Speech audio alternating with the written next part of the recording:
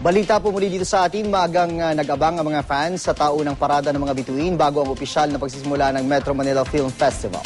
Abiso ng MMDA sa mga motorista, umiwas na sa mga dadaanan ng parada para iwas din sa abala. Mula sa Pasay City, may ulat ang Daspasis Steve Daylisan. Kasado na nga ang lahat ng preparasyon para sa pinakaabangang 38 Metro Manila Film Festival Float Parade na magaganap maya-maya lamang. Dito sa ating kinaroroonan sa Mall of Asia grounds ay ilang fans yung namataan natin kanina na maagang dumating kasi gusto nila magkaroon ng mas magandang pwesto para nang sa gayon makita nila ng mas malapitan mamaya yung kanilang mga iniidolong artista. Habang yung iba naman, bagamat maaga rin dumating at dahil hindi pa naman nagsisimula yung parada, 2 PM pa, yung iba sa kanila ay nag-Christmas shopping muna, lalo't ngayon lamang daw sila nakapahinga dahil kahapon ay may trabaho pa. Tampok sa parada ang 8 floats ng 8 entries ngayong taon sa MMFF. Isa-isa na itong inaayusan sa kaipaparada na magsisimula sa Quirino Grandstand. Kanina ilan nating kababayan ang inabutan naming kinukunan na ito ng letrato. Mabilis lamang ang ruta ng parade na magsisimula alas 2 ng hapon.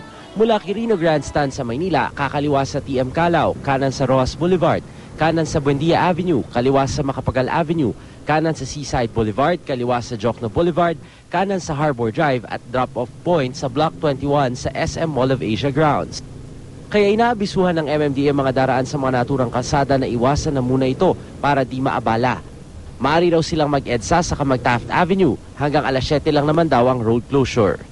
Yung area ng Rojas Boulevard ay off-limits na muna yan kung hindi ka naman pupunta dun sa parade. Siguro hanggang 7 o'clock para lang safe na hindi ka maipit sa traffic. So kung magsha-shopping kayo, mabuti siguro isipin niyo yung mga venue na hindi dadaan dito sa Rojas Boulevard muna.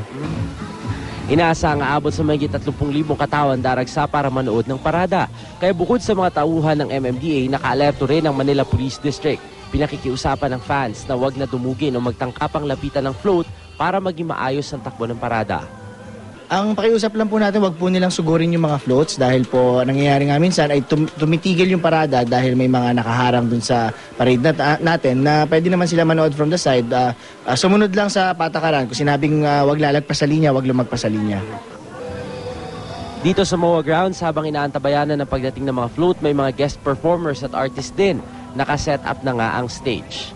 June, doon sa mga kapuso natin na daragsa dito sa MOA grounds mamaya para antabayanan nga yung parada, yung Parade of the Stars. Abisuhan na natin sa kanila na magdala ng pananggalang sa init at ulan. Kasi kaninang dumating tayo dito, medyo umaambon. Pero sa mga sandaling ito, uminit naman. So, pinakamainam pa rin. Mamaya, nahanda kayo para nang sa gayon walang maging sagabal. Doon naman sa mga kapuso rin natin, bukod dito sa bahaging ito ng Rojas Boulevard at dito sa may MOA grounds, kung kayo po'y paparito at kung kayo naman po'y pupunta sa iba pang bahagi, halimbawa, kung kayo na po'y pupunta sa Maynila para mamili sa Divisoria, asahan ho ninyo yung pagsisikip ng daloy ng trapiko dyan. Kung kayo naman po'y magagawi sa mga mall sa EDSA, asahan nyo yung mga choke points, particular dyan sa may North EDSA, sa may Cubao, sa may Ortigas, at sa may bahagi ng Shaw sa Mandaluyong. June. At asahan na rin natin ang sandamakmak na tilian. Maraming salamat, Steve Daylisan.